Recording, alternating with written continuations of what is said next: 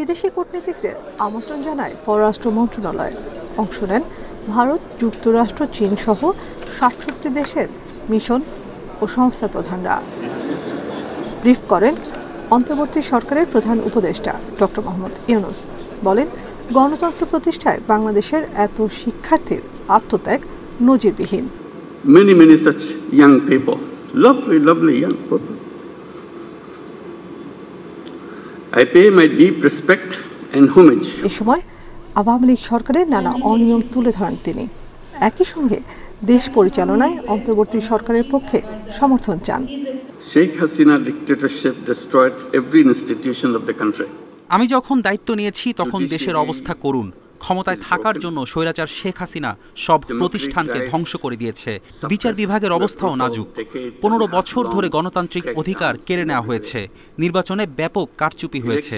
নতুন প্রজন্ম ভোট ছাড়াই বেড়ে উঠছিল।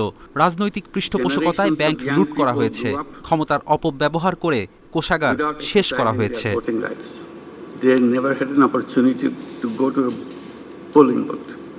পরে সাংবাদিকদের প্রধান উপদেষ্টার প্রেস সচিব জানান, বিদেশি কূটনীতিকদের কাছে অন্তর্বর্তী সরকারের অগ্রাধিকার বিষয়গুলো তুলে ধরা হয়েছে। নির্বাচনের আগে রাষ্ট্রের সংস্কারকে গুরুত্ব দেওয়া হচ্ছে। উনি এই ইলেকশনটা তখনই করবেন যখন ডিপ রিফর্মগুলো ক্যারি আউট করা যায়, যেটা জুডিশিয়ারিতে, সিভিল অ্যাডমিনিস্ট্রেশনে, সিকিউরিটি ফোর্সে, মিডিয়াতে। আপনারা তো দেখেছেন যে গত 15 বছর আপনাদের অনেক কিছু রিপ্রেসিভ ল হয়েছে, তো সেগুলো সমস্ত কিছু রিফর্ম উনি অ্যাড্রেস করে ওনারা ইন্টারিম গভর্নমেন্ট যত দ্রুত ইলেকশন দেওয়া যায়। ছাত্র জনতার আন্দোলনে নিহতদের ঘটনায় নিরপেক্ষ তদন্ত করবে জাতিসংঘ, আশ্বস্ত করেছেন প্রধান উপদেষ্টা। যতগুলো ইন্টারন্যাশনাল এগ্রিমেন্ট করেছে বা যতগুলো ইন্টারন্যাশনাল লিগ্যাল অব্লিগেশন আছে সবগুলো ফুলফিল করবে। নাফিদুল্লাহ, ইন্ডিপেন্ডেন্ট নিউজ, ঢাকা। কলকাতার আরজিকর হাসপাতালে চিকিৎসক ধর্ষণ ও হত্যার প্রতিবাদে ভারত জুড়ে বিক্ষোভ ছড়িয়ে পড়েছে। এ অবস্থায় রাজ্যগুলোর পুলিশ বাহিনীকে প্রতি 2 ঘণ্টায় আইনশৃঙ্খলা পরিস্থিতির প্রতিবেদন জমা দিতে নির্দেশ দিয়েছে ভারতের কেন্দ্রীয় স্বরাষ্ট্রমন্ত্রী অমিত শাহ। আজ রোববার ভারতীয় সংবাদ মাধ্যম এনডিটিভির প্রতিবেদনে এ তথ্য জানানো হয়।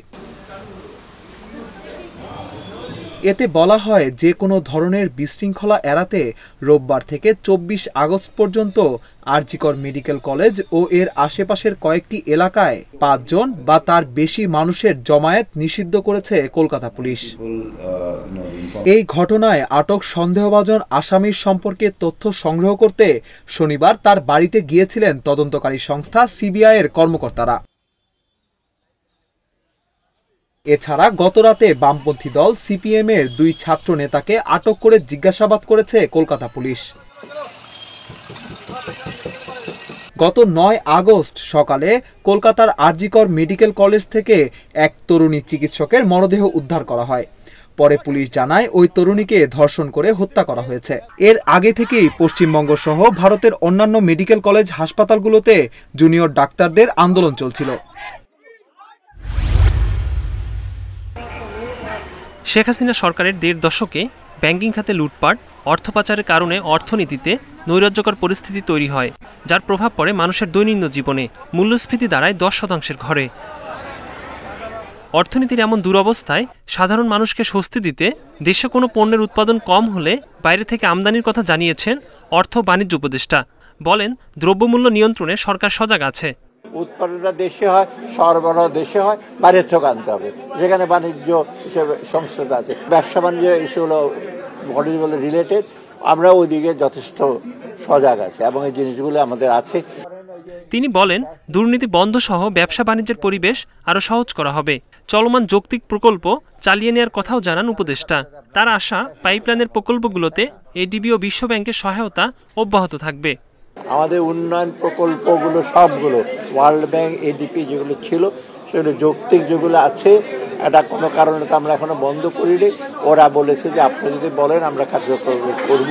আর ভবিষ্যতে আমাদের পাইপলাইনে বা অন্য প্রজেক্ট যেগুলো আমরা ঠিক করব সেগুলো যেন ওরা সহায়তা বলছে, আমরা যতটুকু সম্ভব করব। ওরা খুব পজিটিভ।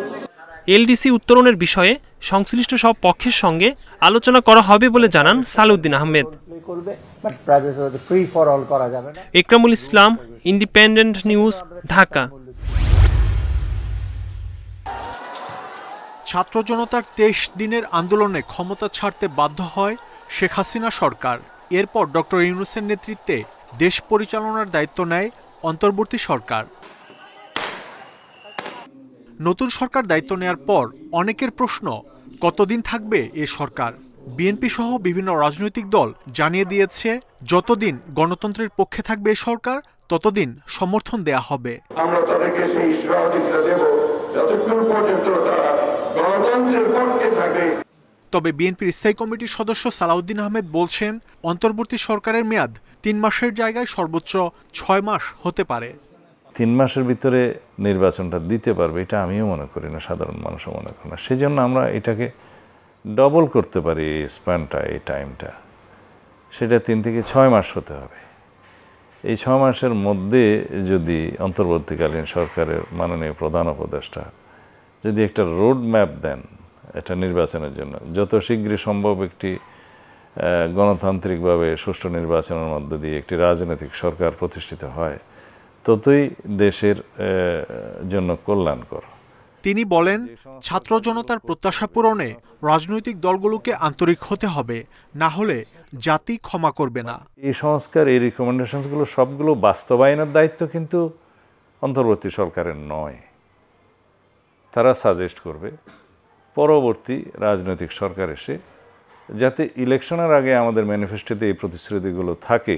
এইবার যদি আমরা ব্যর্থ হই, এই জাতি কখনোই আমাদেরকে ক্ষমা করবে না। সুষ্ঠু ভোটের মধ্য দিয়ে বিএনপি ক্ষমতায় আসলে ছাত্রদের দাবি পূরণের আশ্বাস দেন বিএনপির এ নেতা। ভবিষ্যতের যে সরকার প্রতিষ্ঠিত হবে তারাও যেন কোনো স্বৈরাচারী আচরণ না করতে পারে। মাহমুদ শরীফ, ইন্ডিপেন্ডেন্ট নিউজ, ঢাকা। গত 1 দশকের অপশাসনের সবচেয়ে ভঙ্গুর অবস্থায় আর্থিক খাত। মার্কিন সংস্থা গ্লোবাল ফিনান্সিয়াল ইন্টিগ্রিটির হিসাবে প্রতি বছর বাংলাদেশ থেকে পাচার হয় বিলিয়ন ডলার অর্থ, যার প্রায় 80 ভাগই যায় আমদানি রপ্তানি বাণিজ্যের নামে। আবার নানা উপায়ে কর ফাঁকি দিয়ে ফুলে ফেঁপে উঠেছেন অনেকে। এসব ঠেকানো এনবিআরের অন্যতম দায়িত্ব, কিন্তু এ কাজে তেমন উদ্যম দেখায়নি সংস্থাটি। বিএফএইও কাজ করতেছে, আমরাও কাজ করব। আমরা তো এই জায়গায় কোনো অবস্থাতে বসে থাকবো না, ডেফিনেটলি। এটা তো আমরা খুবই স্ট্রংলি দেখব, এটা ডেফিনেটলি আমরা স্ট্রংলি কাজ করব। এনবিআরে এসে প্রথম দিনে গণমাধ্যম কর্মীদের সঙ্গে মত বিনিময় করেন নতুন চেয়ারম্যান। বলেন, এনবিআরে দুর্বৃত্ত তৈরি হতে দেয়া হবে না। অন্যায়, অবিচার অথবা যেগুলো দুর্নীতি, যেগুলো ধরা পড়বে বা আমার কাছে ইঙ্গিতও আসবে, আপনারাই ডেফিনেটলি ইঙ্গিত দেবেন। আপনারা নিশ্চিত থাকেন প্রত্যেকটাই অত্যন্ত শক্ত হাতে এগুলো আমরা দেখব এবং খুবই কঠিন, খুবই কঠোর সিদ্ধান্ত নেব। এর আগে কর্মকর্তাদের সঙ্গেও মত বিনিময় করেন এনবিআর চেয়ারম্যান। কর আইন আধুনিকায়ন করা, ব্যবসায়ীদের হয়রানি না করা ও তথ্যে গোজামিল দেয়া বন্ধের নির্দেশ দেন তিনি। ডিউ ডিলিজেন্স এবং প্রপার প্ল্যানিং এবং এটার এক্সিকিউশন, হার্ড ওয়ার্ক করতে হবে, তাদেরকে ইন্টেন্স হার্ড ওয়ার্ক করতে হবে। হার্ড ওয়ার্ক করলে অবশ্যই রেজাল্ট আসবে। এনবিআর চেয়ারম্যান জানান, রাজস্বের 2/3 পরোক্ষ কর। এটি সভ্য দেশের লক্ষণ নয় বলেও মন্তব্য করেন তিনি। Ruhul Amin, independent news, Dhaka.